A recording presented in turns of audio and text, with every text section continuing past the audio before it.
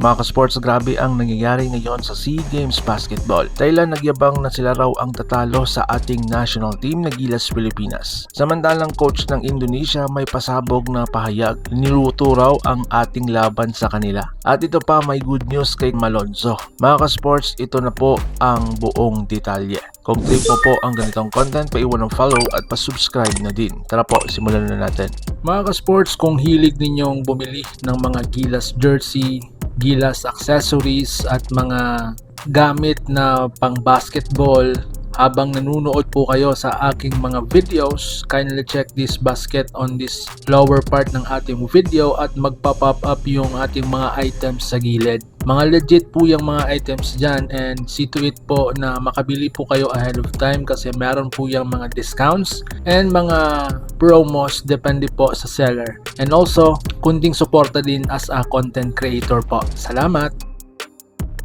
Mga ka-sports, Thailand nagyabang sa Gilas. Lumalakas ang loob ng Thailand matapos ang mga huling laro nila. May mga payag na mula sa kampo nila na kaya na raw nilang tapatan at talunin ang ating national team na Gilas Pilipinas, at ayon sa kanila, mas buo raw ang kanilang chemistry, mas disiplinado at mas handa raw sila ngayon kumpara sa mga nakaraang taon. Dahil nga may advantage daw sila sa kanilang home court, sa kanilang lugar, dahil sila ang host country at kanila daw ang referee.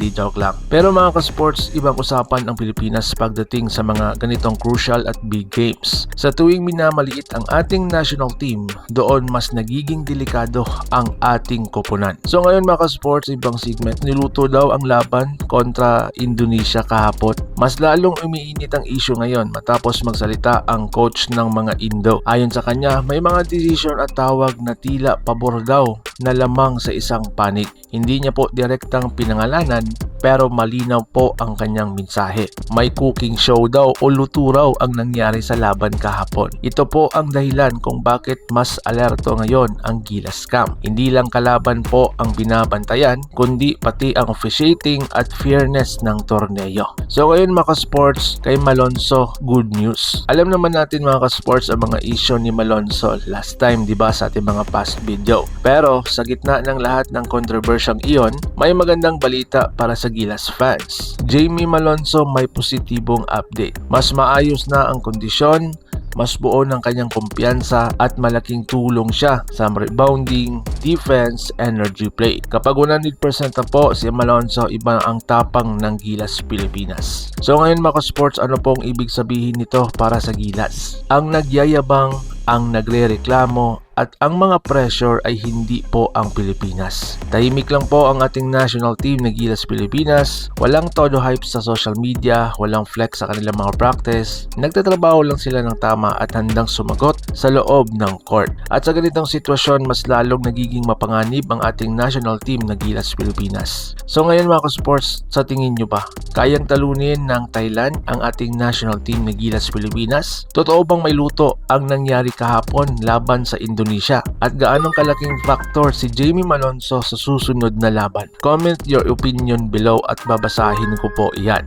Like, share at subscribe para sa araw-araw na update sa Gilas Pilipinas. So paano? Ingat po kayo.